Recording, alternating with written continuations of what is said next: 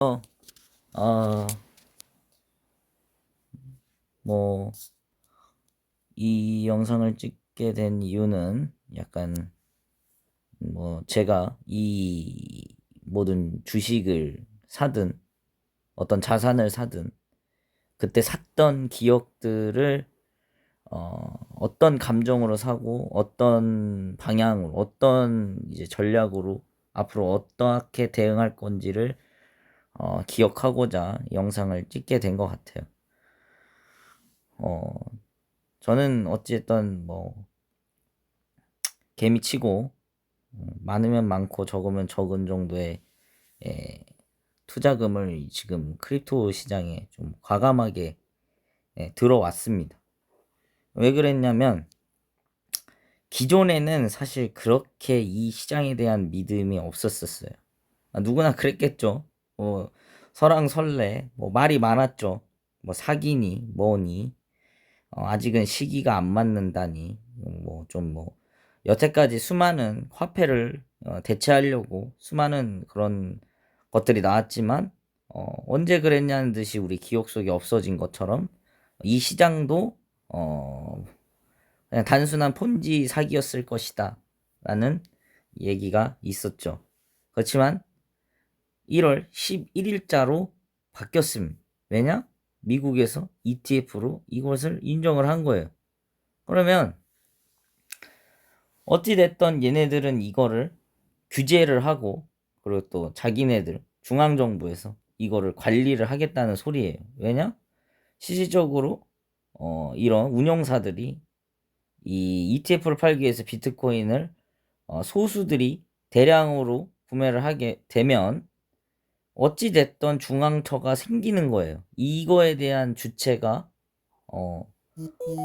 어찌됐던 간에 이게 처음에 만들어진 이유는 중앙 집단이 없고 어, 투명성이 있고 익명성이 있고 그에 따라서 이런 중앙 정부에서 무한히 찍어내는 화폐에 대한 그런 이질적인 그런 상황을 보고 어, 사토시가 이걸 만들었다고 하는데 저는 이 크립토 시장에 대해서 어떠한 지식도 없습니다. 예. 사실 잘 몰라요. 사실 잘 모른다는 게 정답이겠죠? 그럼에도 이렇게 자산을 좀 집어넣게 된 이유는 모든 시장의 그 변곡점은 규제와 그리고 억압하려고 할 때 큰 성장을 이뤘던 것 같아요. 2008년도 때, 2008년도부터 시작한 2000년도 때 닷컴 버블. 그때 인터넷이 나왔을 때 이게 세상을 바꿀 거라는 건 누구나 알았어요. 너무 어, 과학의 발전으로 엄청난 산업을 만들어낸 거니까. 근데 그때 초기에 과도한 어, 어, 사람들의 미래적 드림 프라이스를 너무 했던 것 같아요. 그때 코스닥 지수가 3000포인트였나? 지금 800포인트죠. 아직도 회복을 못하고 있어요. 20년이 넘었는데. 그럼에도 그때와 또 지금이 다르다라고 생각을 한 거는 사람들이 그때랑 다른 게 2008년도에 나왔던 애플 스마트폰으로 인해서 정보에 대해서 그래도 약간 균형화 됐다고 생각해요. 그리고 사람들이 되게 스마트해졌어. 어, 그때만 해도 2000년도 때 컴퓨터로 주식 거래하면은 그것도 스마트하다는 소리를 들을 정도였어. 대부분 객장을 갔었어요. 각 그 동네마다 있었던 대신증권이라던가 미래에셋증권 이런 데 가가지고 거기서 이제 거래를 했단 말이에요. 그러려면 사람들이 정보의 비대칭으로 인해서 그런 과도한 랠리가 본의 아니게 일어났을 것 같아요. 왜냐면 아시잖아요. 이 사람이 이게 포모가 되게 위험하고 그리고 또 그게 얼마나 강렬한지. 이게 어떤 부자가 말한 멘트가 있는데 내가 사업이 잘 되는 게 아니고 경쟁자가 망하는 게 좋다고. 그만큼 옆에 철수 엄마가 돈을 벌었다고 하면 나도 질 수가 없다라는 심리가 그때 당시 그렇게 과도한 붐을 만들었던 것 같아요. 그러면서 엄청나게 그런 뭐 수많은 그런 아픔들이 있었던 그 시기였죠. 소수는 돈을 벌고 나갔고, 그러면서 이 증권 시장도 이렇게 규제와 이런 이제 점점 안정화되고 이런 것들이 이제 정부에서 개입이 되면서 점점 건강해지다 보니 회사의 옥석이 가려지게 되고, 지금도 상장 기준이 우리나라 좀 많이 미흡하다고 해도 그래도 많이 올라왔고, 그에 따라서 재무를 분석한 뭐 실질 심사 그것도 되게 양호해졌죠. 그러면서 이제 그렇게 과도한 그런 거품이 끼면서 이제 나락으로 가는 전체적 그런 흐름은 많이 없어진 것 같아. 그럼으로써 이 비트코인 시장도 이제 미국이라는 거대한 이 나라가 규제와 이런 본인들 중앙정부에서 관리하려는 이런 행동들이 보여서 이제 유심히 봤습니다. 최근 들어 그레이스케일에서 이제 신탁 판매, 이제 신탁 그 수수료가 너무 비싸니까 이제 거기에 이제 펀드를 맡겼던 고객들이 이제 대거 환매를 요청하며 그걸 이제 환매를 해줘야 되니까 비트코인을 대거 팔면서 저는 기회가 왔다고 생각이 됩니다. 그러면 이제 지금은 이제 가격이 이제 신탁에 맡겼을 때보다 비트코인 가격이 매우 높아져 있으니까 매도는 했는데, 이제 수중에 돈이 있던 큰 손들이 바로 ETF를 사진 않을 것 같아요. 조금 기다렸다가 사겠죠. 이 상황 속에서 그거를 보고 들어가면 늦을 것 같아서 저는 그냥 먼저 들어온 겁니다. 앞으로 어떻게 될지는 모르겠어요.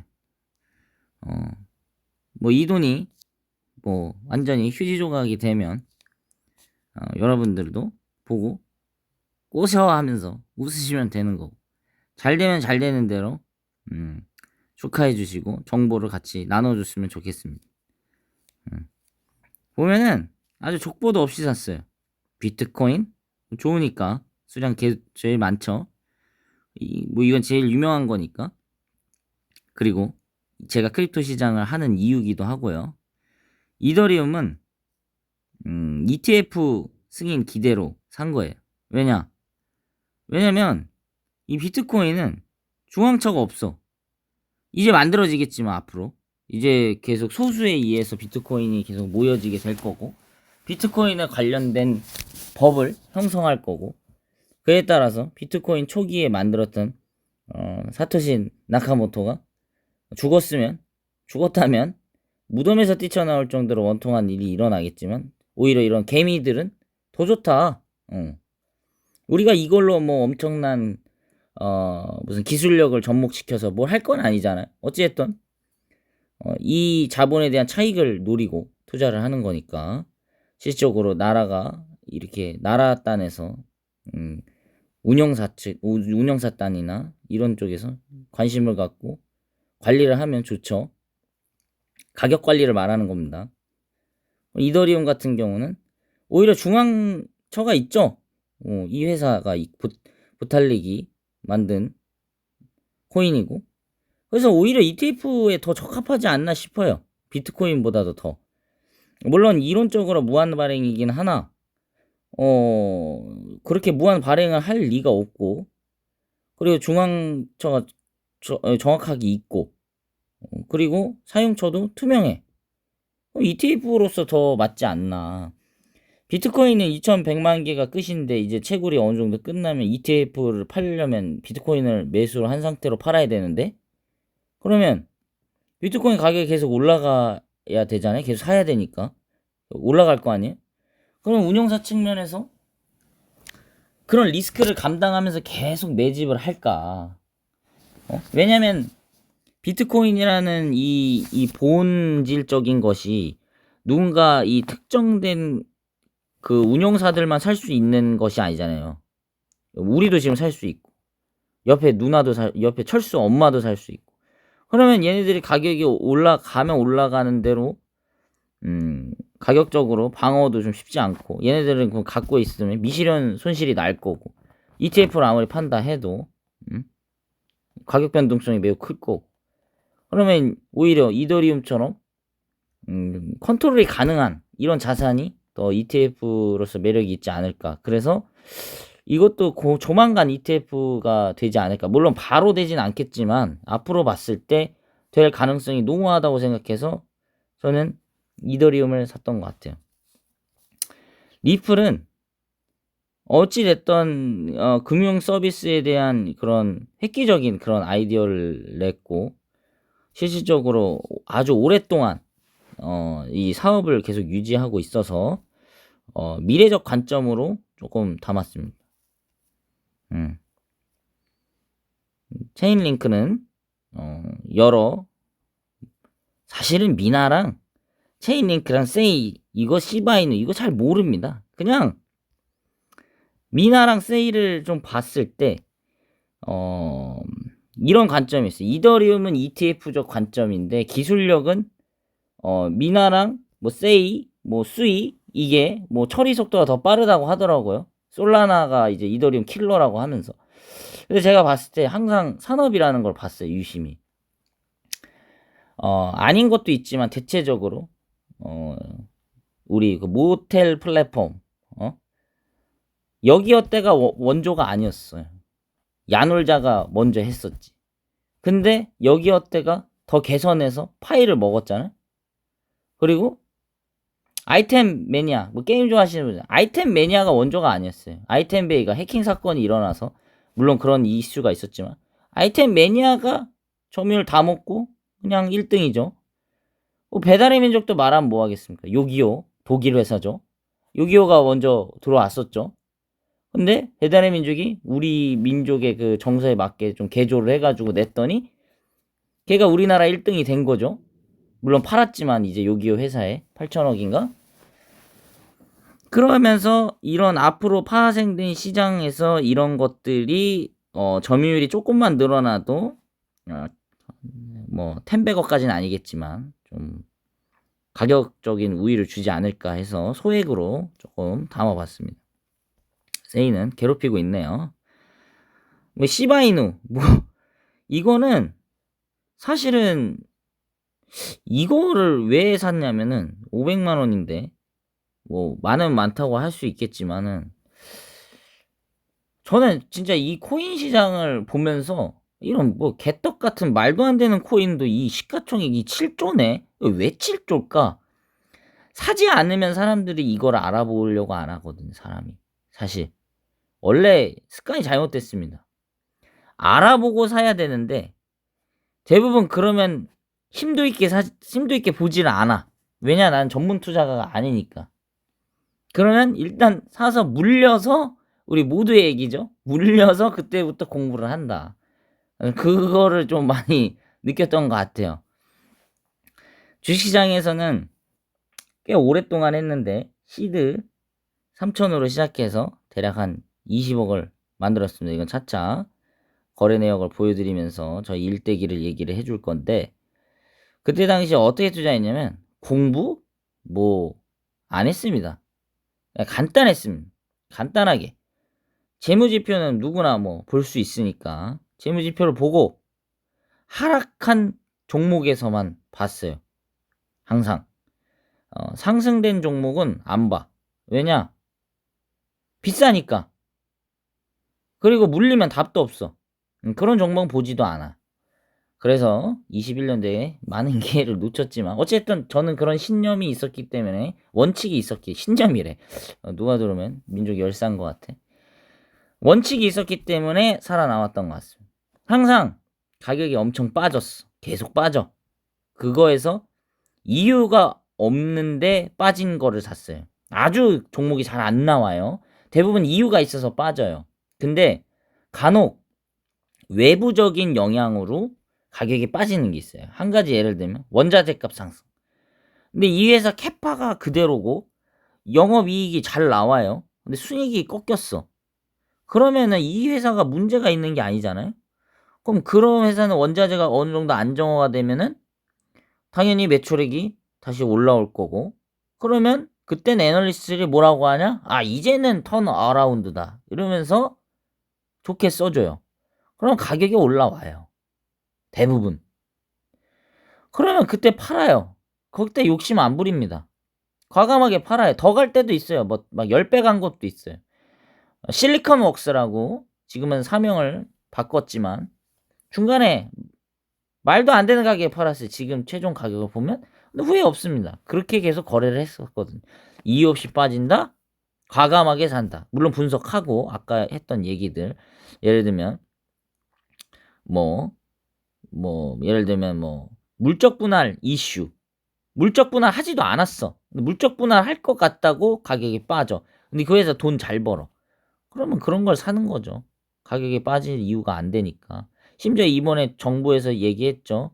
분할을 할 거면 엄청 까다로워졌죠, 이제는.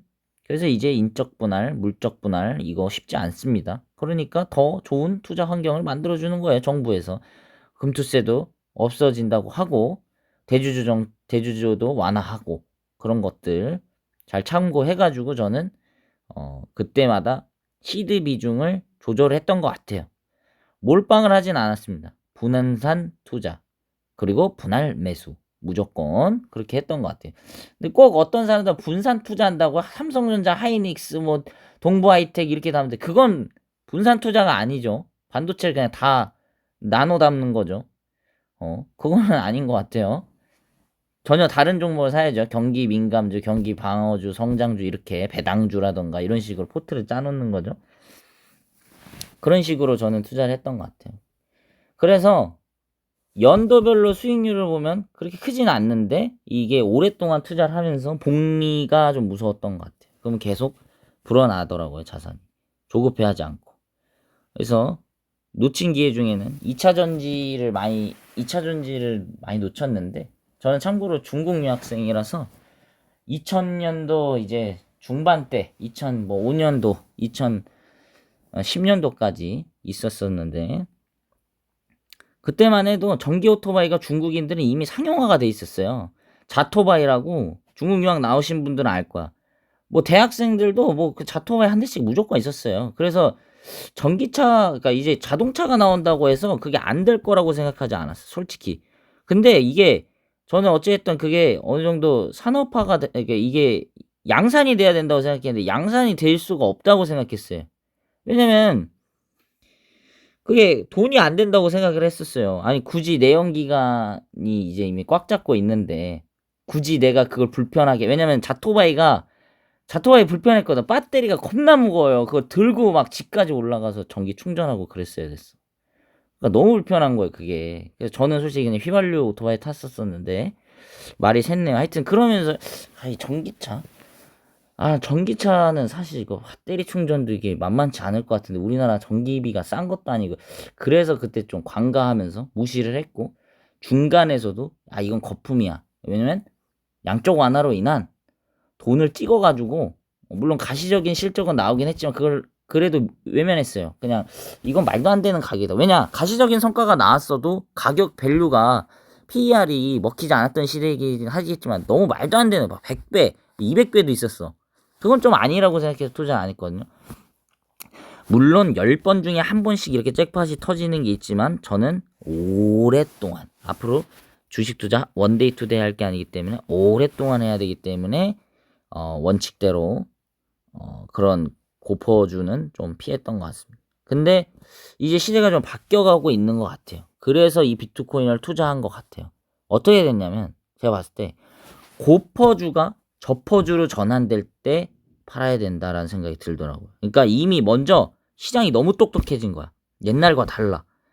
실적이 나오고 주가가 가는 게 아닙니다. 보니까 이미 사람들은 시장이 빠삭해. 그래서 이미 얘네들이 실적이 올라올 걸 알고 있고 미리 선반영을 해서 사버리더라고요. 예전에 그 정도는 아니었어요.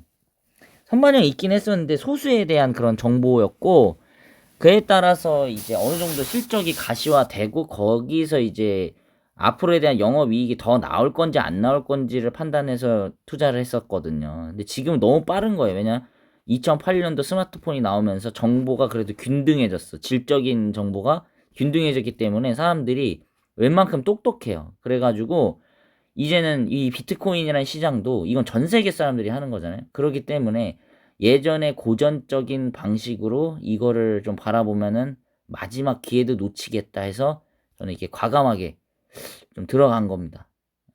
오히려 주식 투자 비중을 사실 지금 시기에 늘려야 돼요. 지금 현재 2024년 2월 1일인데 지금 전체적인 우리 한국 증시 분위기가 좀 바뀌어가고 있어요. 근데 원칙은 지금 뭐 한 가지 본 게 있는데 화학주라던가 이런 것들 지금 비교적 저평가되어 있던 종목들을 담아야 돼요. 이 잉여 금액으로 원래는. 근데 저는 이 미국 시장과 전 세계 시장에서 이제 관심을 갖고 있는 이것들이 설사 이게 2000년도 닷컴 버블처럼 거품이 껴있다 한들 앞으로 방향성은 이쪽이 될 것 같아요.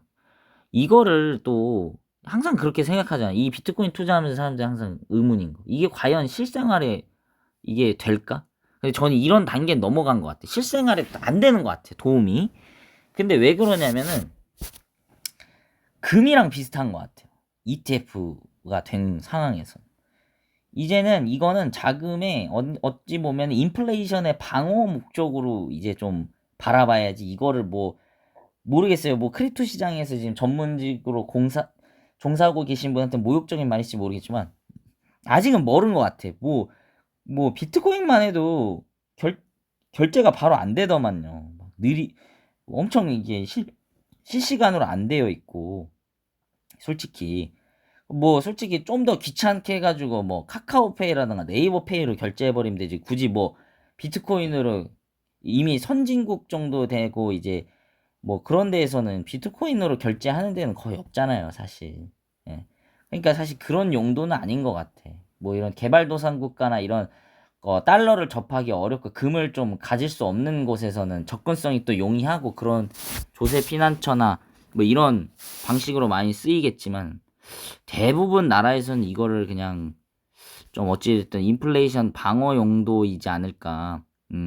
왜냐면 또 전기비가 계속 올라갈수록 이거를 생산하는 단가가 올라감으로써 이거는 뭐 유명한 유튜버가 나와서 맨날 얘기하는 내용이지만 다 가격은 생산의 가격에 비례해서 결정이 나는 거잖아요. 금값이 왜 계속 올라가냐면 물론 당연히 이게 귀해지겠죠. 점점 채굴이 줄어들고 그러니까 가격이 올라가죠. 왜냐 캐는 비용이 많이 늘어나니까 인건비 많이 들어가고 그러니까 이제 그거를 조절하는 공급처에서는 가격을 당연히 그보다 싸게 팔 수가 없으니까 가격이 형성되는 거겠죠.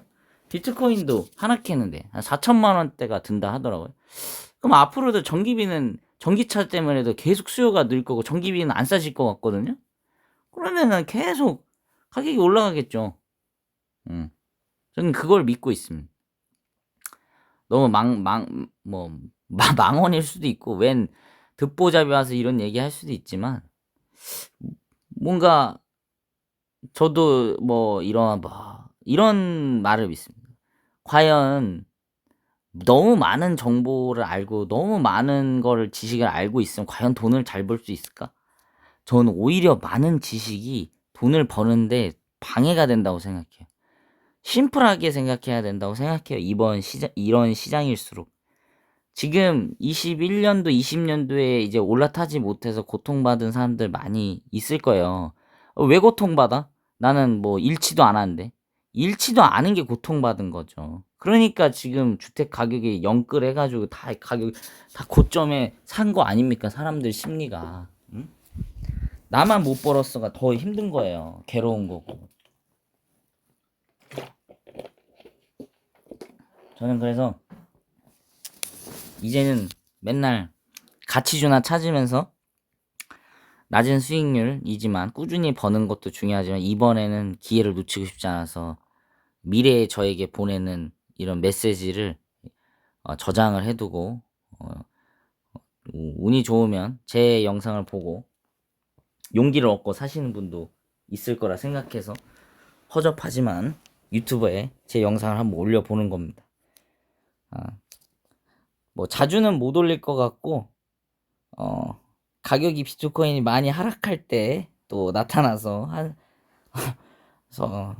배 꼬셔다 하면서 즐거워해 주시면 더 감사하겠습니다.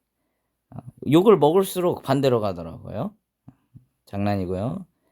이상으로 제 매매 일지를 마치도록 하겠습니다.